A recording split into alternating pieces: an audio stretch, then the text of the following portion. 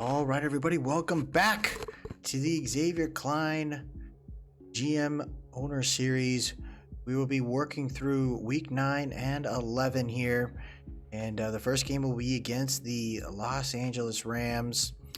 I'm really going to try to pay attention to just how the team is kind of meshing after a very tough loss in the previous week, but I also want to see how the progression is going for Cam Newton. Although his stats are showing he is moving in a positive direction, I am still more concerned about how his presence is in the pocket and how his mobility could be impacting his performance with his arm.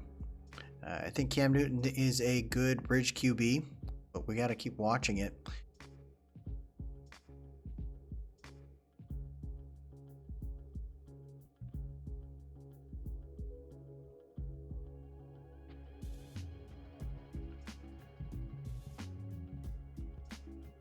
The Tampa Bay Buccaneers are starting off on defense here, and what I'm liking right now is the pressure off the edges are working out.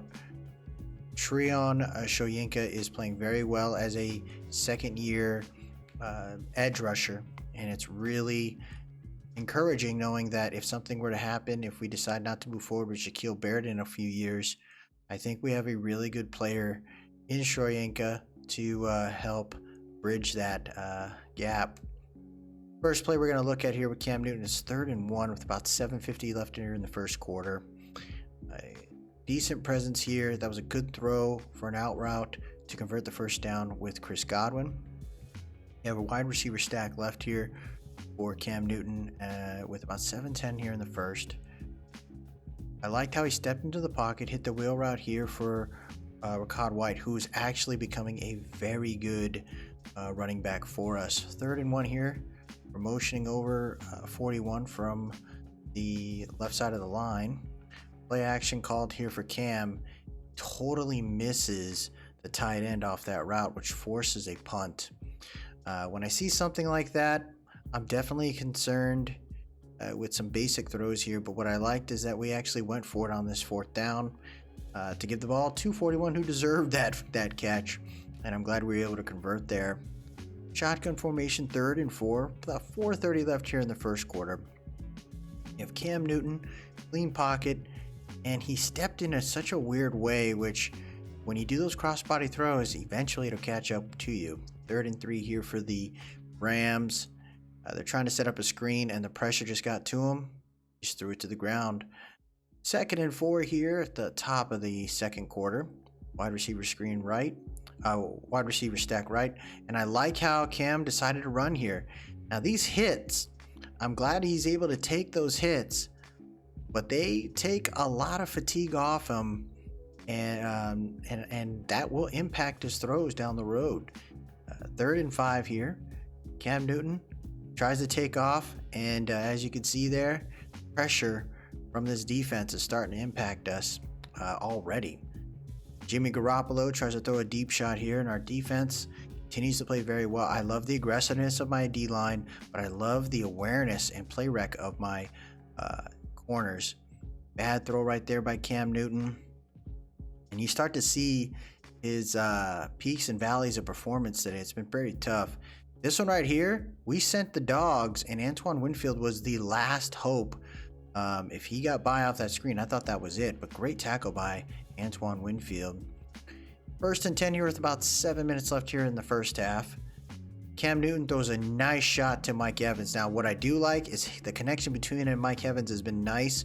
I'm just hoping that we continue to leverage him because he's on track for well over 1,000 yards. Play action here for Cam Newton. He's going to stay behind the line, and as you can see, he missed a wide open shot there. Quite upsetting. We had plenty of room. He missed that out, but then he hits this nice little out route here, and Godwin's able to get all those 15 yards back.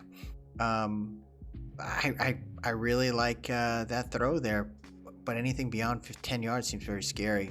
3rd and 1 hits the slant pass here to Mike Evans, and we get a touchdown. Mike Evans in the last 4 weeks has had 5 touchdowns, playing very well. Shotgun trips right here for Cam Newton. Play action. If he just would have went outside, I think he would have gotten some decent yards, but he cut back in and that defense was ready for him. Big sack there. I need to figure out what the concern is. I felt like he had greater awareness until we upgraded him from a 64 to a 65 overall based on his attributes, so it's kind of tough. Cam Newton here on 3rd and long with about 13-15 in the third. Cam tries to roll out again, and it was just a little late, and the edges are very well aware of it. That was a tackle by Fackrell. 1st and 10, 8:40 left here in the third. Cam Newton steps into the pocket, hits a nice timed route here to Mike Evans, who fights for additional yards. He was 12 for 21 so far, though. It was a very tough game to watch here for Cam Newton. Shotgun bunch right, about 8 minutes left here in this third quarter. Cam decides to run here, and by him going to the outside, he gave himself some room. He slid out for about 6 yards. That's the kind of stuff that I want him to do, not try to cut back to the inside and get faced with danger here. Trips left here, 1st and goal.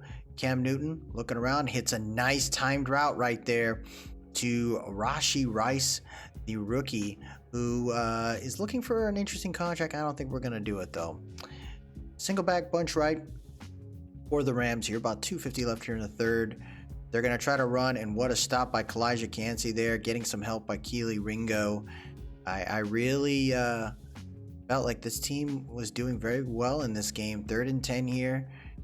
Jimmy G's got all the time in the world, and that forces him some false sense of security. Treon gets the sack. 3rd and long here from Cam Newton with about 50 seconds left here in the third. Cam Newton throws his crossbody throw, and that's the situation right there. That was unnecessary. He could have taken the sack or thrown it away, and that caused a crazy turnover with less than a minute in the third, and I think this is where the change of events occurred. They only settled for a field goal there, but it's 1st and 10 here. They're down by 8. Cam rolls out and crossbody throw once again. Just hits the hands. I believe that's Ernest Jones right there. That was horrible. I don't understand why he's doing this. I appreciate the risk that he takes sometimes, but that was unnecessary. It's 1st and goal now. About 12:20 left here in the game. Jimmy Garoppolo throws crossbody, hits Cooper Kupp, or that's Skoranek right there, right at the 1. And my defense makes some adjustments here, but it's not enough, as an out route to Tutu Atwell is good to go. And now they're only down by 2. This one was tough because we had this game in the bag, and now there is a 2-point conversion here that is going to tie the game and put the momentum in the hands of the Rams. Cooper Kupp with a good catch right there, but I think we kind of let them in. Ended up scoring a field goal, so we're down by 3, and Cam Newton just misses an easy throw there. I don't know if it was pressure. It just doesn't make any sense why he missed that shot. Now we're looking at 3rd and 10 here for the Tampa Bay Buccaneers. He throws a crossbody throw, and this time he hits Trey Palmer, who I'm hoping continues to play very well for us in the future. But that was a good catch by him. We ended up losing this game here. That one was kind of tough. I thought we had a shot at it, but we just could not get anything going at the end. Cam Newton, he was 21 for 37, 56%. Very, very rough. Positive, though, we did get an upgrade here for Kalijah Cansey. I'm really happy to see that he is moving up, and him and Vita Vea hopefully will be together for the long haul. We're going to jump into the next game, which was an international game. We were playing out in Munich against the Seattle Seahawks. And this game definitely showed some other challenges that we're dealing with right now. 3rd and 5 here for Cam Newton. Hits the drag route easy to Mike Evans. And I appreciate Mike Evans' fight for additional yards there. Good catch. Good run after catch. Cam Newton here, 3rd and 5, and he just runs into Nwosu there. That's the kind of stuff where I feel like the pressure of the other team is going to impact him if he can't get the ball out quicker. 1st and 10 here for Cam. He rolls out and makes the right decision, slides appropriately, and gets some positive yards off that broken down play. 2nd and 10 here for Cam Newton.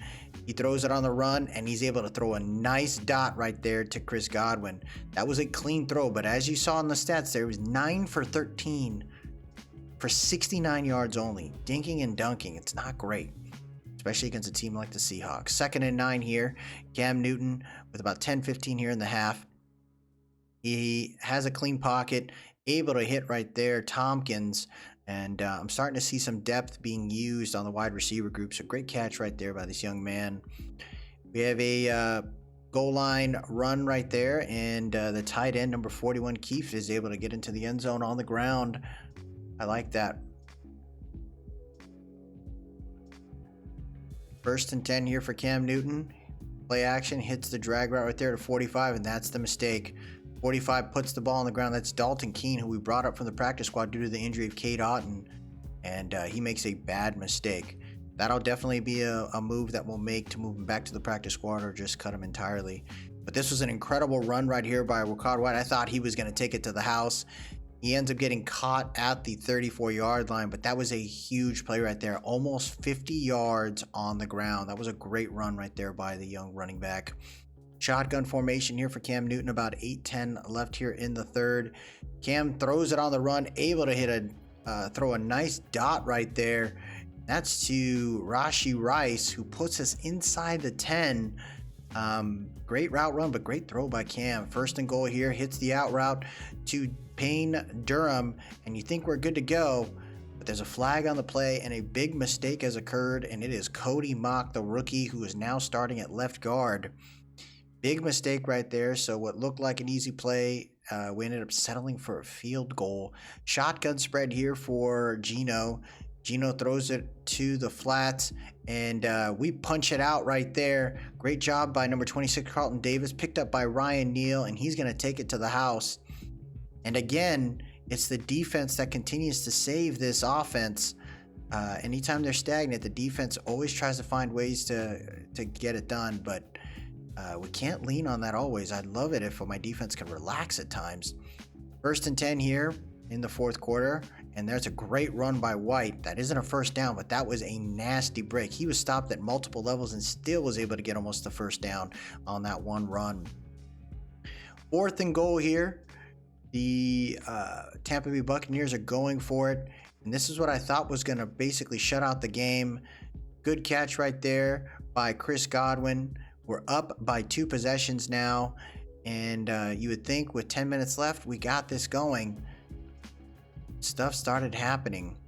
I appreciate the route run here by Chris Godwin. I like the fact that Cam has great connection there, but we start to see something turn right here. 2nd and 10, Geno Smith with a deep shot right there to DK Metcalf, and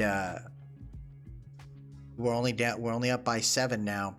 Geno Smith has the ball with less than 2 minutes, and this was the mental error here that I didn't appreciate. There was a pass interference call right here on number 24. I didn't expect it. I couldn't believe it.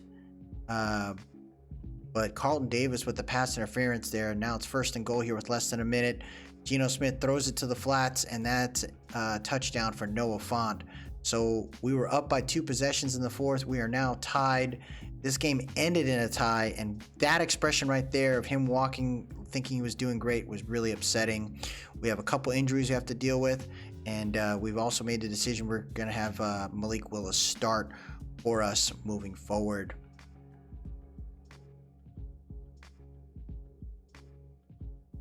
Since we are at a bye week at week 11, we are just going to focus on any potential changes here when looking at the stats over time. Up to this point, Cam Newton, he's done pretty well. You're looking at his overall stats for the year, 1,000 yards, and he's only played 3 games, I believe, or 4 games. And he's done quite well. He had 325 the first week, which really surprised us. But again, it was against the Panthers. He had a little bit of a struggle, but did still very well when it came to the Ravens. He had 283 and 2, but then you started to see a dramatic drop in some of these tougher defenses.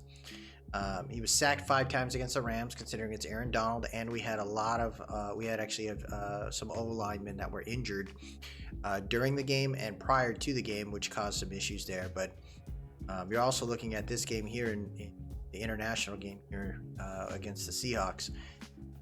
He was only sacked once, and he just could not figure it out. His percentage was high, but it's like he wasn't willing to take the risk and go for some of these things.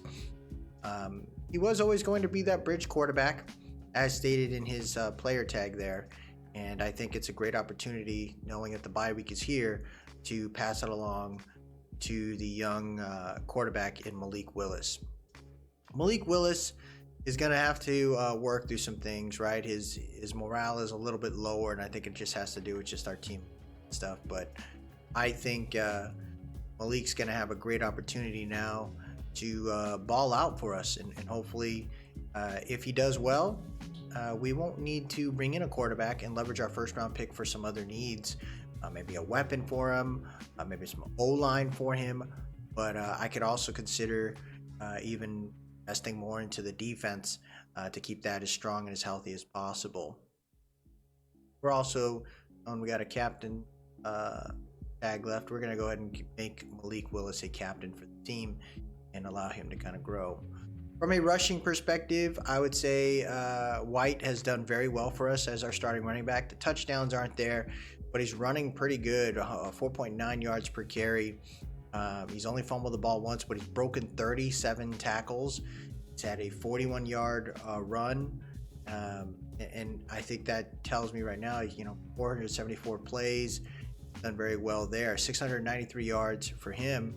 Along with the receiving yards, when you look at that, he's got another 210 yards.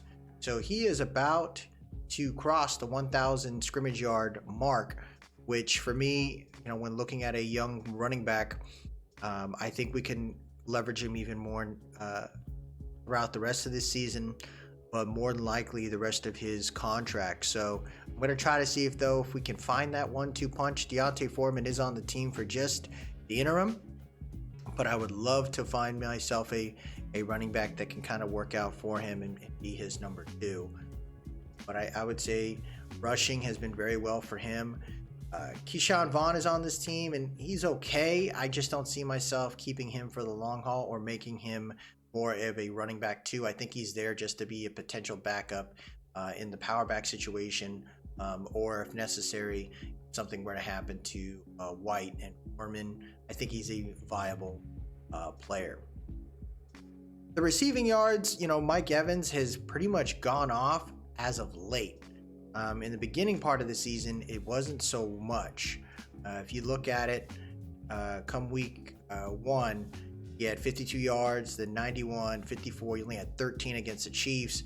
The Falcons is when he kind of popped off, 124. Then he stopped against the Steelers, which was a rainy game. It was a tough game.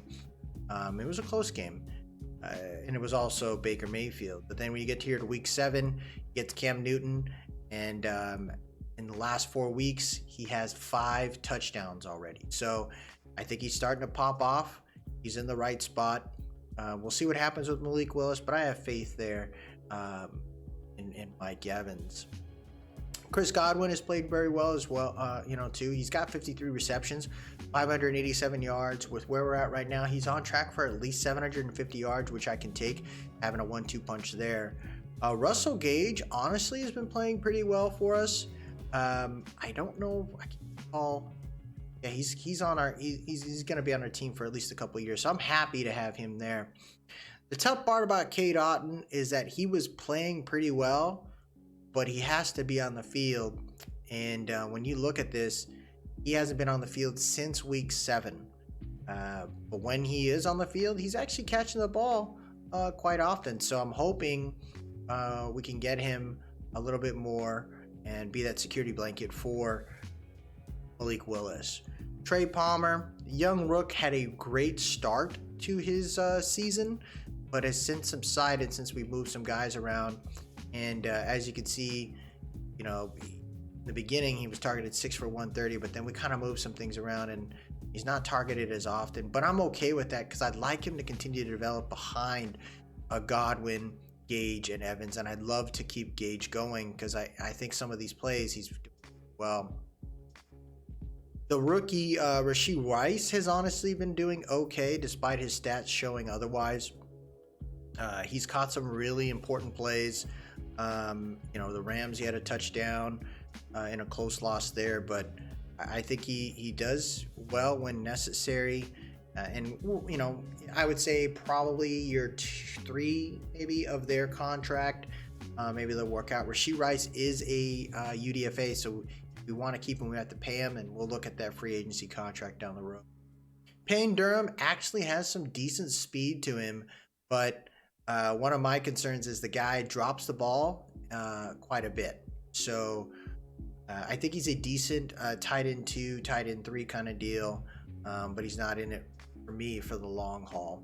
And then Dalton Keene, we'll probably move him back down to the practice squad in a second or after we're done here.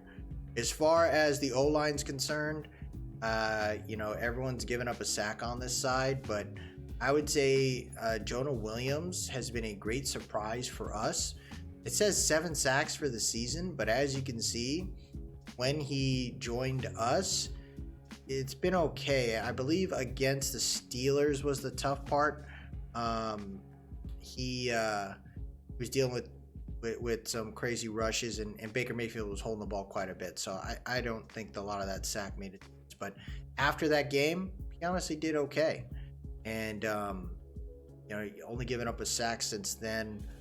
I would see ourselves probably re-signing him when that comes up next season. Cody Mock at left guard, I think he's doing much better. He had a tough game against the Chiefs, and I think this is where we made the trade. It was around here. I think it was around here when we made the trade, and ever since then he's only given up a sack. So I think him playing left guard is really good for us, and hoping he can continue to ball out.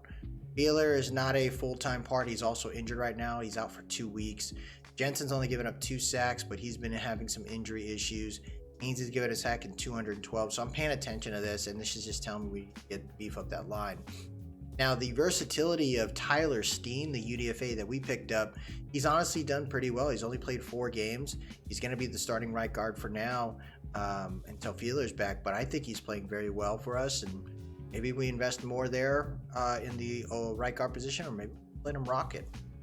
On the defensive side, Devin White has been playing very well with 114 tackles. Vontae David has had some injuries, but with him back into the lineup now, heading into week 12, I think is going to be very strong, and we'll definitely talk about his contract. Although he's a little older, I get it. I still think Lavonte David can do some great things for us. He's 32 years old, so 33, 34 will seem kind of crazy, but him playing middle linebacker 2 or the following year, even being a rotational person, not a concern for me. He leads the team with 15 tackles for loss. Devin White right behind him with 11, along with Shaquille Barrett with 10. So our linebacking group is very strong because Tryon Joyinka is right behind them. The leader of sacks is actually the young buck in Joe, Tryon Shoyinka, and I think we definitely put a lot of pressure. I wish there was a stat for that. There used to be some type of stat as far as pressures were concerned. You could actually see it. It was like one of these options there. But you got a player like Vita Vea who just plays incredible all the time. And I think if we can continue to have some of these guys around him creating that, they're going to always double team Vita Vea, which leaves us room for us to ball out. So I'm really happy about this defensive side. We have 4 interceptions only this year, but I'm honestly not too worried about it. As you can see, the deflections are there. Jamal Dean balling out, Carlton Davis. But we've had a ton of forced fumbles for the year. 4, 5, 6, 7, 8, 9, 10, 11, 12 forced fumbles for these Buccaneers. So I'm pretty happy about that. And we've had 5 defensive touchdowns. That's not necessarily sustainable over time, but I still can't complain when you have a team like that, man. It's so nice. The sacks and stuff, I'd love to have like one legit double-digit sacker already, but honestly, the fact that certain parts of this team are just creating pressure to give our offense on the field is a concern for me. Chase McLaughlin is 21 for 25. I may bring him back. And honestly, that's probably going to be the case there. He's a little cheaper. Jake Camarda, he's done very well. His net average is about 38, which is pretty low when you look at the NFL average, but he's put the ball inside the 20 when needed, and I think I'm cool having a young rook balling out there. So what I'd like to do now is check out the re-signing period. Now, it looks like a lot of money right here for Levante David, but honestly, it's not that much. It's averaging 12.5 for a linebacker that is great for us, and he wants to be here. So could we get him for cheaper? I think so. I think what's probably fair here, if he's willing to stay with us, we're going to try out first. We're going to try to see if we can bring him in for $12 million. I think that's a fair deal. I think that kind of works out there. Technically, I could put 3 years on here since he's in green according to our rules, but I'm just going to give him 2 years since he's a little older. See if he takes it. So he does take the deal. $30 million in cap space. When you think about the other players here that are available, Rashee Rice is asking, not for anything too crazy, but he's in the red, and I'm okay with letting him go, and maybe we try to bring him back next season. The Justin Skule, he's a depth piece. I honestly don't really want to worry too much about him. I feel like Tyler Steen can be that versatile guy, and maybe bring in a veteran to mentor or just kind of be a decent backup outside of Skule. So we're going to let him walk. Cam Newton, we're going to let him walk. And then the one guy I actually want to spend the money on is Kelee Ringo. I'm really surprised that he is in the red. I think according to the rules. So according to the rules, I have to give him 1.5 of this offer, whereas the cash app for this can offer 1 year less. So he is asking for 3 years. I can give him no more than 2 years. So let me do this now. Let's go ahead and reduce that. And that is $4.95 million. So I have to get it to that. So I think what I'm going to do on my end is I'm willing to give him the money, and I'm willing to give him actually more. So we're going to offer him $5.5 million. I think that's a fair deal for Kelee Ringo, and I'm pretty happy for that. So he's excited to sign. Kelee Ringo is going to be with us for at least 2 more years. Him playing slot, I get it. He probably doesn't want to play that, but I think he's been playing really great there, being able to approach it. There's some other guys on this team that we're probably not going to sign for the long haul. Maybe Woods, but I'll probably just wait and see what happens. Those were our moves here. So those were the moves for the bye week. I'm really glad we were able to get that done. We're not going to be able to get all the games in here for the quarter, but it's okay. I think what I'm happy about right now is we'll get a chance to evaluate this team a little further as we approach towards the end of the year. But I'm pretty happy with where he stands and kind of move forward, knock this out. So if you enjoyed this episode, please drop a like, leave a comment, tell me what you think, and most importantly, subscribe to keep up with this series. I really hope that we could get to the playoffs. We are still in first place. That tie game actually gave us the ability to keep a half-game lead right now, but we got a tough competition coming up with the Browns, Saints, and Niners. But until next time, everybody, appreciate everyone that stopped by. Y'all have yourself a good one.